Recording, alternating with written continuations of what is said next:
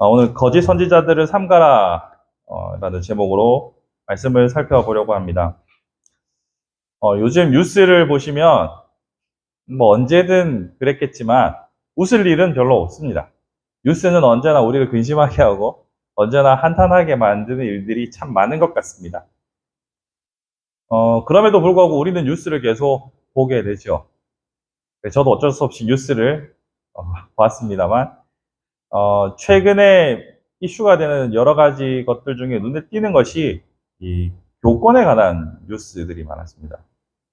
학생이 선생님을 폭행하고 또 학부모의 괴롭힘에 시달리던 교사가 스스로 목숨을 끊는 일도 있었고, 또 교사를 고소해서 사회적으로 공분을 사는 일이 있기도 했습니다. 이렇게 교권과 관련해서 많은 기사가 쏟아지고 있다는 것은 그만큼 교사가 이 사회에서 차지하는 비중, 그리고 교육이 이 사회에서 차지하는 비중이 그만큼 높다는 것을 반증하는 것이겠죠. 이 교사에 대한 이야기가 많이 회자되는 만큼 또 교회 교육을 생각해 보게 됩니다. 교회도 교사의 역할이 매우 중요한데요. 교회의 교사라고 하면 여러분 머릿속에는 주일학교 선생님이 먼저 떠오르실지도 모르겠습니다만, 교회의 교사의 핵심은 말씀을 가르치고 선포하는 목사라고 볼 수 있습니다. 근데 이 목사라고 다 바르게 말씀의 교사로서 역할을 제대로 하고 있는지에 대해서는 또 우리가 의문이 들지요. 언제나 의심을 해보아야만 합니다. 사실 이렇게 말씀드리는 것은 단편적으로 한국교회가 지금 문제가 있습니다, 한국교회는 이대로는 안 됩니다 라는 것을 항변하고자 하는 것은 아닙니다. 국지적으로 전체 시간의 역사적인 흐름 속에서 단편적인 오늘의 문제를 말하고자 함은 아닙니다. 거짓 선지자의 문제는 과거부터 지금까지 쭉 계속 있어 왔던 문제이지요. 구약에서도, 오늘 다루겠지만 구약에서도 그렇고 신약에서도 동일하게 이 거짓 선지자들에 대한 경고의 메시지를 보게 됩니다. 이런 거짓 선지자들에 대한 예수님의 가르침과 성경이 우리에게 말하고 있는 바에 대해서 한번 고민해 보려고 합니다. 교회, 이 교회라는 이름의 한자의 표기는 가르칠 교자를 쓰는 교회도 있고, 또 사귈 교자를 쓰는 교회, 이 두 가지를 다 쓴다고 저는 배웠습니다. 이걸 써도 맞고 저걸 써도 맞다는 거죠. 그만큼 이 교회가 가지고 있는 교육적인 역할은 매우 중요하다고 볼 수 있습니다.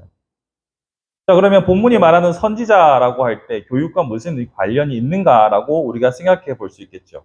우리가 보통 선지자라고 말하면 예언하는 사람 혹은 교육에 관련돼서는 뭐 서기관들이나 학사들에 대한 이미지를 많이 떠오릅니다. 하지만 서기관, 학사가 아닌 이 선지자와 교육이 어떻게 연결되는가를 한번 생각해 봐야 되는데요. 먼저 우리가 예언이라는 것에 대해서 흔히들 오해를 하고 있는 분들이 있습니다. 예언. 사전적 의미를 찾아보면 예언은 미래의 일을 말하는 것을 1번으로 세워놓습니다. 포어텔링이라고 미래에 일어날 일들을 미리 말하는 것, 이것을 1번으로 예언이라고 합니다. 근데 2번을 보시면 직접 계시된 진리를 사람들에게 전하는 일 혹은 그런 말이라고도 나와 있습니다. 이것이 성경이 말하는 예언과 매우 흡사한, 가장 잘 설명하는 표현이라고 할 수 있는데요. 성경이 말하는 예언은 미래의 일을 우리에게 알려주는 것을 예언이라고 하지 않습니다. 성경이 말하는 예언은 하나님의 뜻, 하나님의 계시를 알려주는 것을 말합니다. 구약시대부터 신약시대에 이르기까지 완성된 형태의 성경이 없었기 때문에 하나님께서는 선지자를 통해서 그 시대에 필요한 메시지를 전파하셨고, 성경이 완성된 이후에는 이 성경의 메시지를 기초로 해서 바르게 하나님의 뜻을 알리고 가르치는 것이 바로 선지자의 역할입니다. 그러므로 선지자의 가장 주된 임무는 하나님의 바른 뜻을 가르치는 것이라고 할 수 있죠. 그런데 성경은 이렇게 거짓으로 가르치는 선지자들이 항상 있어 왔다고 계속해서 경고하는 것을 볼 수 있습니다. 예레미야 5장 30절을 보시면 예레미야에서는 이 거짓 선지자에 대한 경고들이 반복해서 나타나고 있는데요. 대표적으로 5장 30절, 31절을 가져와 봤습니다. 이 땅에 무섭고 놀라운 일이 있도다. 선지자들은 거짓을 예언하며 제사장들은 자기 권력으로 다스리며 내 백성은 그것을 좋게 여기니 마지막에는 너희가 어찌하려느냐. 거짓 선지자들이 이 구약 시대에도 있었다고 말하고 예수님께서도 거짓 선지자들을 주의하라고 말씀하셨고 사도들도 주의하라고 말합니다. 그런데 이 거짓 선지자들이 자신의 즐거움을 따라서 전할 뿐만 아니라 백성들이 그것을 좋게 여긴다라고 말합니다. 오늘 본문 7장 15절을 보시면 그들이 너희에게 나올 때 속에는 노략질하는 일이라고 말합니다. 그들도 탐욕에 따라 말하고 있고 듣는 청중도 백성들도 내 백성은 그것을 좋게 여기나니 라고 말합니다. 그렇다면 거짓 선지자의 출현은 영적인 의미로도 우리가 해석할 수 있지만 궁극적으로는 인간의 악한 본성에 기인한 반복되는 역사의 한 행태라고 볼 수 있습니다. 거짓 선지자가 시대를 막론하고 횡행하는 이유가 바로 여기에 있는 것이죠. 우리는 역사는 반복된다라고 말할 때 역사가 반복되는 것은 인간의 본성이 과거나 지금이나 변치 않기 때문입니다.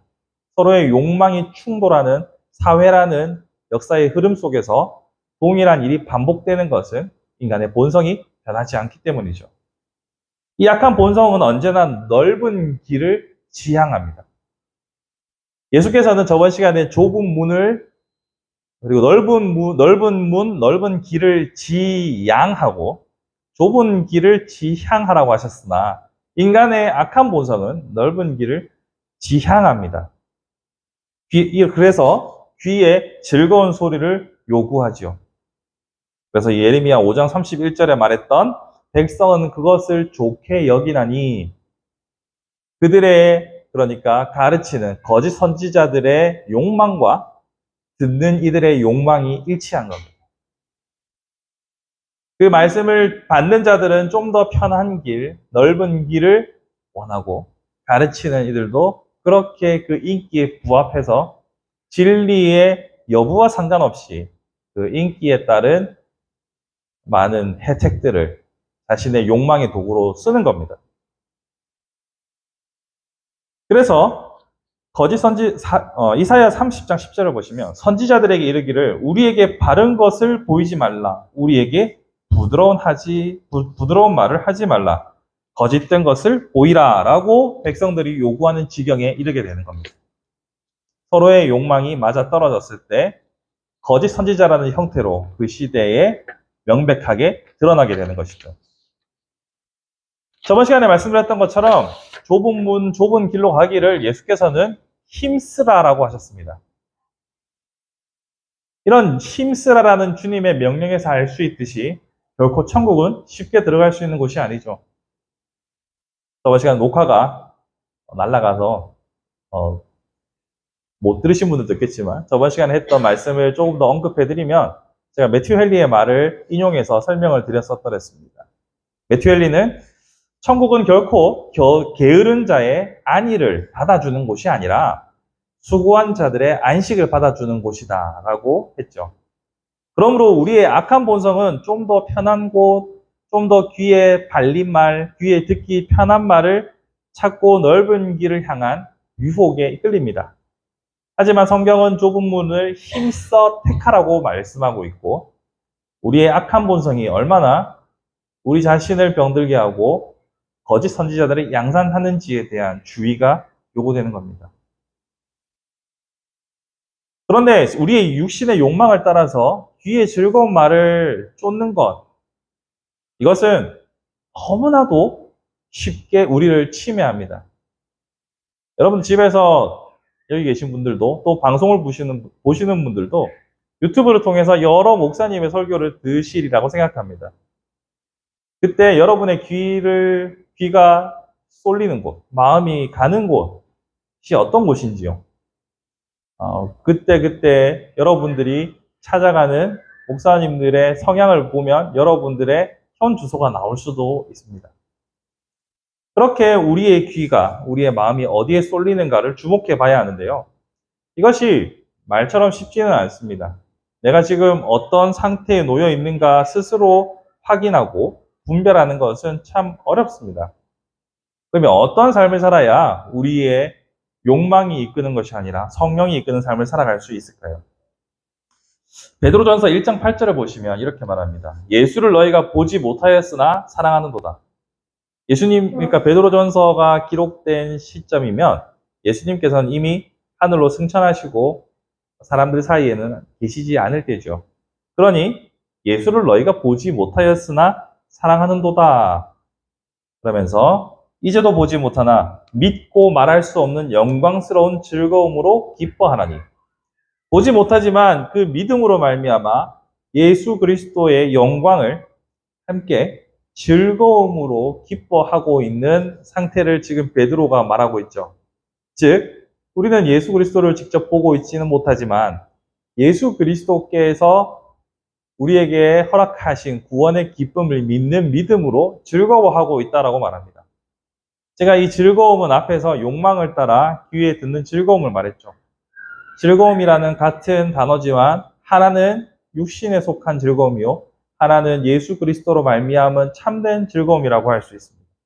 즉, 예수 그리스도를 통하여서 참된 즐거움에 속해 있는 자라면 더 이상 귀의 즐거운 대로 따라가는 것이 아니라 우리가 예수로 즐거워하며 좁은 길을 기꺼이 달려갈 수 있게 하는 그 진리의 말씀 앞에 우리의 눈이 열리고 마음이 열리고 무릎이 꿇어지게 되는 것이죠.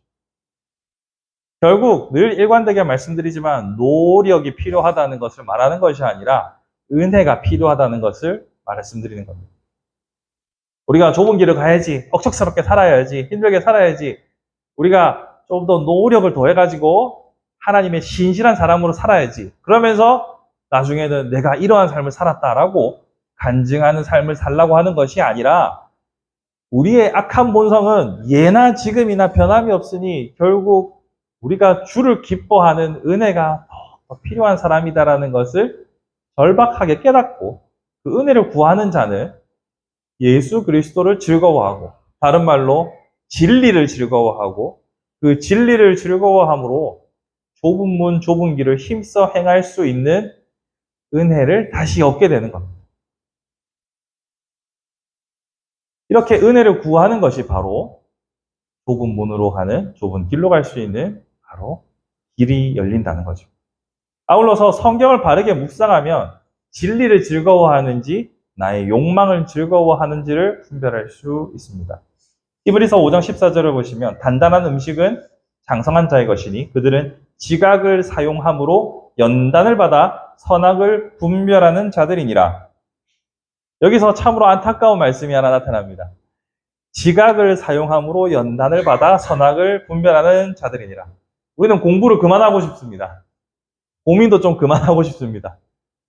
학생이라는 신분을 멈추고 싶습니다. 그러나 성경은 지각을 사용함으로 연단을 받으라고 합니다. 생각하라고 말씀하십니다.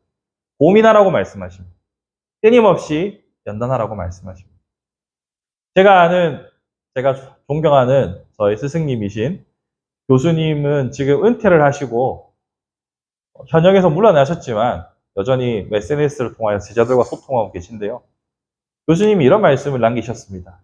평생을 이 신학 연구를 해왔지만 여전히 나는 지엽적이고 아직 큰 것을 말할 수 없다라고 요약하면 그렇게 말씀하셨더랬어요.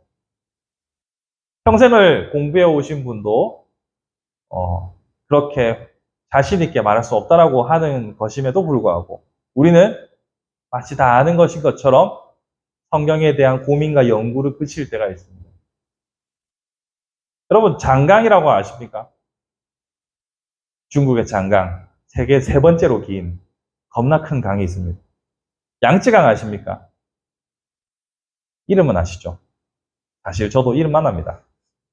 그런데 사실은 장강과 양쯔강은 같은 표현입니다. 그런데 장강이 원래 이름이고 중국에서는 장강이라고 부르고 외국에서는 양쯔강이라고 부릅니다. 왜냐하면 선교사들이 그 장강의 한 지류에서 양자강이라는 글귀를 보고 중국에 이런 큰 강이 있다라고 퍼뜨려서 세계 사람들은 양쯔강이라고 부르는데 사실 중국인들은 장강이라고 부릅니다. 선교사들은 작은 한 지류를 보고 말했을 뿐이고 사실 실체를 알지 못했던 것이죠. 이것은 우리에게 의미하는 바가 큽니다. 우리도 칼비니즘이니 루터파니 뭐 여러 가지 신학적인 견해들을 말하지만 사실 우리는 거대한 예수 그리스도의 진리의 한 지류만을 붙잡고 있는지도 모릅니다. 그러기에 우리는 더욱더 겸손해져야 합니다. 겸손하게 주의 말씀을 지각을 사용함으로 연단을 받기를 힘써야 합니다. 그런 끊임없는 고민과 연구가 계속될 때 우리는 비로소 우리가 지금 어떤 위치에 서 있고 얼마나 은혜가 필요한지를 날마다 경험하게 됩니다. 그리고 그 은혜가 우리를 새롭게 하겠죠. 그러므로 아직 갈 길이 멀다. 안주하거나 자만하지 않고 또한 우리 자신을 너무 과신하지 않고 무엇을 즐거워하는지를 분별하여 거짓 선지자들의 유혹에 휩쓸리지 않는 우리의 삶이 되어야 할 것입니다. 그런데 또 이렇게 반문하실 수도 있어요. 아니 이단들을 보시면 그들은 오히려 더 우리보다 스스로 좁은 길을 택하고 막 과도한 헌신과 과도한 그런 삶을 살아가고 있지 않는가라고 반문하시는 분도 있으실 겁니다. 과연 그럴까요? 제가 결혼하기 전에 자취하던 그 집 근처에 신천지 야고보 지파 성전이 있었거든요. 아우 정말 그 영단어로 enthusiastic이라고 하는데 그 광신적인 열광적인 사람들의 행태가 길에서도 보입니다. 이렇게 그런 사람들을 보면서 아니 더 그들이 좁은 길을 택하고 열심히 하지 않느냐라고 저한테 질문하실지도 모르겠습니다. 하지만 그들의 시작을 살펴보면 처음부터 그러한 자신의 희생과 자신의 종교 혹은 자신의 교주를 향한 충성심으로 시작한 게 아니었죠. 여러 신천지에 빠진 사람들이라는 다큐멘터리나 또 최근에 나왔던 여러 것들을 보면 특히 넷플릭스에서 많은 JMS 등등 많은 것을 다뤘죠. 그런 것을 보시면 처음 그들의 시작은 자신의 욕망에 이끌려 발을 들이게 되는 것을 많이 보게 됩니다. 물론 그들이 악해서 그렇다고 하기보다는 무언가가 혹은 누군가가 필요한 연약한 사람들이었겠죠. 그러한 그들의 욕망에 처음 말했던 거짓 선지자들, 자기 권력으로 다스리고자 하는 또 많은 이들에게 부드러운 말과 거짓된 것으로 미혹하려고 하는 자들의 욕망이 만났을 때 시작되었다는 것을 우리는 보게 됩니다. 즉, 처음 시작은 욕망과 욕망이 만나서 시작되었고 그렇게 발을 들이고 난 다음에는 미혹하는 영에 의하여서 지배를 받고 무모한 일을 벌리게 되는 것이죠. 그런 의미에서 참된 은혜를 따라 스스로의 삶을 정죄하고 좁은 길로 택하는 것과 그들의 삶은 지배하는 영이 사실 다릅니다. 우리는 성령의 이끌림을 따라 좁은 길을 택하는 것이고 그들은 미혹을 받아 그들의 삶을 내던진 것에 불과합니다. 그러므로 경건의 행실과 그리스도인의 생활을 성경이 가르치는 대로 살아갈 수 있도록 우리는 날마다 안주하지 않고 고민하고 배우고 익히고 자라야 합니다. 또한 성경을 경건한 행실과 또 그리스도인의 생활해야 되는 삶에 대해서 가볍게 말하는 이들을 주의해야 합니다. 요즘 그런 경향들이 좀 많이 나타나는데요. 성경이 가르치는 우리 삶의 지침이 생각보다 그렇게 어렵지 않다. 우리의 믿음, 오직 믿음으로 구원받는다라고 말하며 우리의 행실의 무게감을 덜어내고자 하는 악한 의도들이 많습니다.